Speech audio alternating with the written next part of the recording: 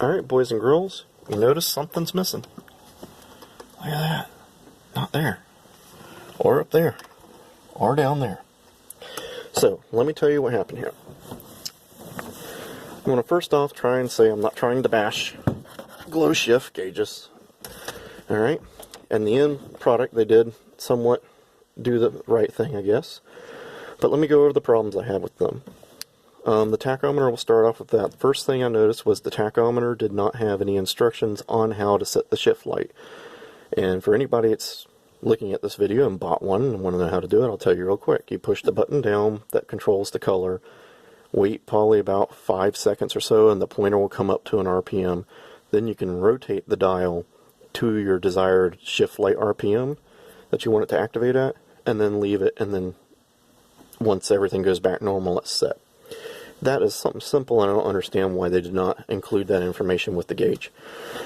The tachometer, first problem I had with that was it was horribly inaccurate. It was, this motor in this car will not go over 5,000 RPM. It really reaches a wall about 4,500. And that tachometer said that this thing was going well north of 7,000 RPM when I'd roll into the throttle. And that is just not right. I tried to see if the other dials on the back would correct the problem, just thinking that maybe I had it on the dial for the 4-cylinder, apparently to their setup. But I tried to, just in case, you know, something got wired wrong at the factory, tried all the other ones, and they all were horribly off. So, there's something involved wrong. They I did email them about the tach and the speedo, and they tried to tell me that the problem was I needed a noise filter. And I have points and condensers in this car. They never asked ignition, what ignition I had. That was kind of the funny thing. They offered advice on what I needed to fix it, and then the guy asked what ignition I have. And this engine has points and condensers. I've never needed a noise filter, and if you ever look up what a noise filter is, it's a capacitor, which is a condenser, and a resistor, which would be your points, by the way. That's resistance, jumping a gap. But I've never had a problem with a tach signal on this car. So all of a sudden that one apparently had a tach signal problem. And I could see like if I had bouncing, but I didn't have a bouncing problem. I had it, you know, reading double to triple what my real RPM was. So anyways, that was the deal with the tach. The speedo was their 3 3/4 speedo with the GPS unit, and I had it set up accordingly to their plans on number 3 selector for the GPS unit to be used. And the problem with it was when you're going 73, 74 mile an hour down the road, it was saying you're going like 45 or 50 mile an hour, and it was off progressively everywhere you go. Like if you're going like 20 mile an hour, it says you're going 5. If you're going 40 mile an hour, it said you're doing like 25. It was off.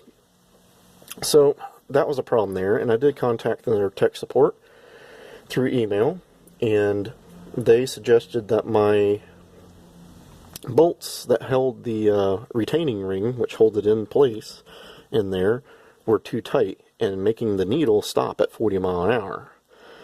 But they never addressed the problem that it's off everywhere. Like if I go 20, it's off at 20 mile an hour.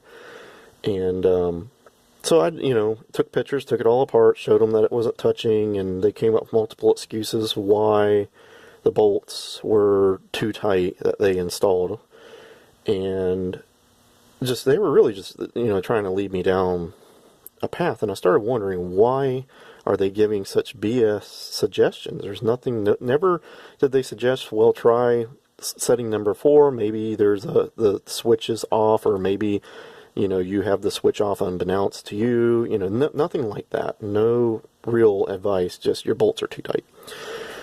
And then I realized that I went back and looked at their website. They have a 1-year warranty on the gauge, and they have lifetime tech support, which is not that great so far, in my opinion. But the thing is, you have 1 year of a warranty, but it's not a replacement of your money, like return it, get your cash back. That's 30 days from the day you buy it. And I was like 20 days into this. So they were trying to buy time to get me to go to that 30-day mark, and then they'd be like, well, you can send it back and pay for shipping to us and pay shipping to you, and we'll send you a rebuilt gauge or rebuild your gauge or send you another gauge, whatever. I think that's what they were trying to do, was pass it off to that point. So I wasn't really when I started realizing I got 30 days, I finally voiced my opinion. I want my money back.